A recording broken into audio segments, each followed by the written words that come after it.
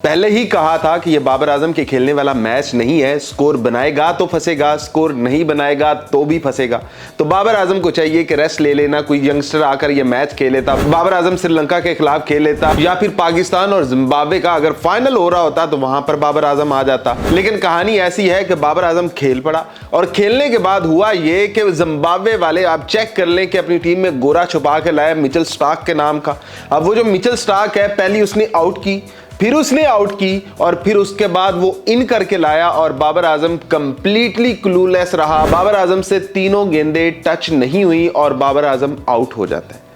आप यार चेक करो, बाबर आजम जितना बड़ा प्लेयर, इतना बड़ा नाम, कल का आया एक बच्चा, वो बाबर आजम को ऐसे ट्रिक में फंसाया जैसे कभी पाकिस्तानी रोहित शर्मा और विराट कोहली को फंसाते होते थे।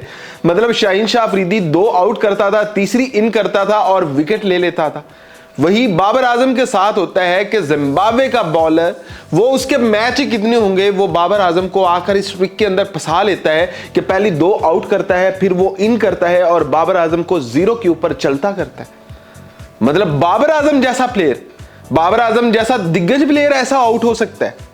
मतलब ठीक है, विराट कोहली रोहित शर्मा की समझ आती है कि उनको ऐसे आउट किया जा सकता है, लेकिन बाबर आजम वो भी 0 पर भी एक भी गेंद टच ना हो।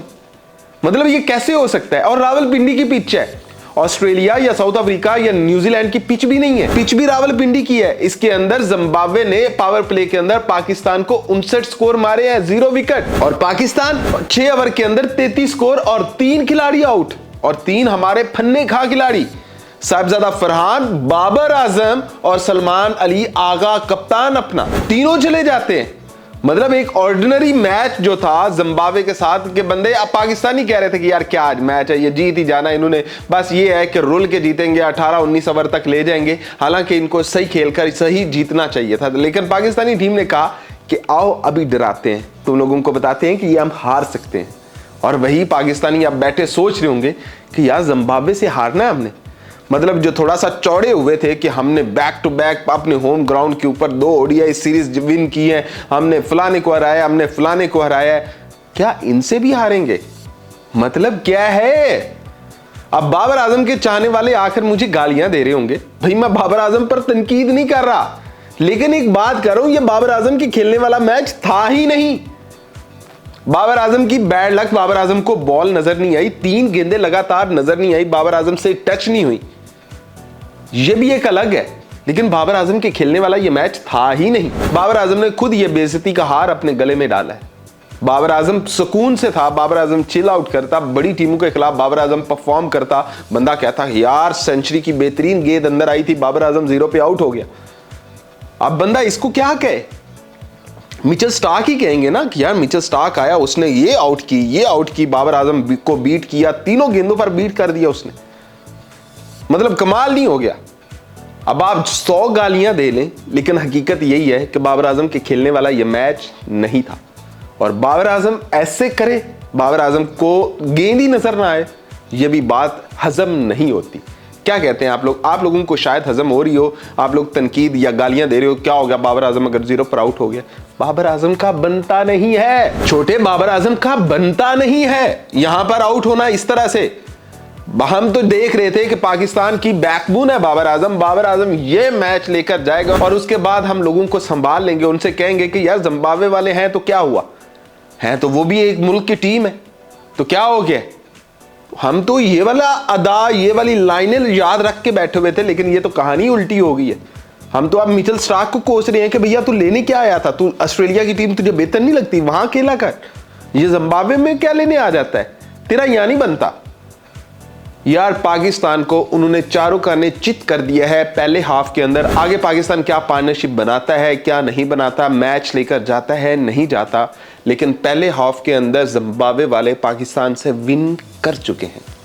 आपके साहिबजादा फरहान, समझ नहीं आता, बंदा 6 की 6 शॉटें मारने जाता है, छक्के मारने जाता है, एंड पर देखते हैं तो ओवर में 4 स्कोर ही लगे होते हैं, एंड पर देखते हैं तो वो 90, 100, 120 के स्ट्राइक रेट से ही खेल रहा होता है। मतलब कोई बेहतरी नहीं, कोई चीज नहीं कि बंदा कहे ना कि यार ऐसा हम पावर हीटर लेकर आए हैं जो कि तबाहियां फेर देता है, 200 के स्ट्राइक रेट से खेलता है। भैया नहीं खेलता है, डोमेस्टिक के अंदर ये आए रोज सेंचुरी सुनते थे कि ये साहिबजादा फरहान की सेंचुरी आ गई। जब से पाकिस्तानी टीम में आया, सामने जो मर्जी टीम ले आओ सेंचुरी तो भूल ही जाओ आप। उसके बाद अपना कप्तान बाबर आजम की तो बात ही नहीं कर रहे, उसका तो ये मैच था ही नहीं।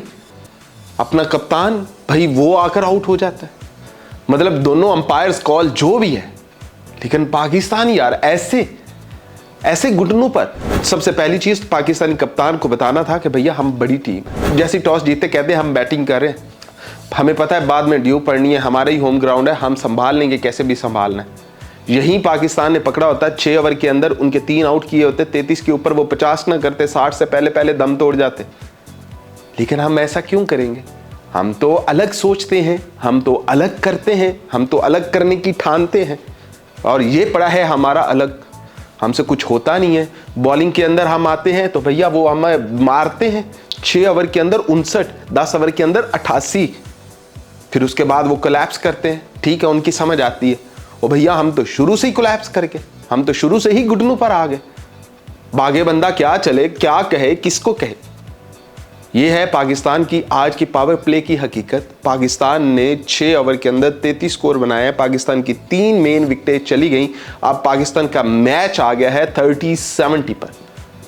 अगर फखर जमान या साइम अयूब बड़ी बारी खेल जाते हैं 50+ की, तो पाकिस्तान ये मैच जीत रहा है, वरना पाकिस्तान के बस की ये बात नहीं है।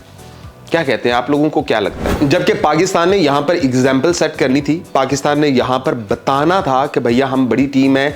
उनका ये जो 147 रन का टारगेट था, पाकिस्तान को हंसते खेलते 10-15 ओवर के अंदर पहले बल्कि 12 ओवर के अंदर खत्म कर देना था।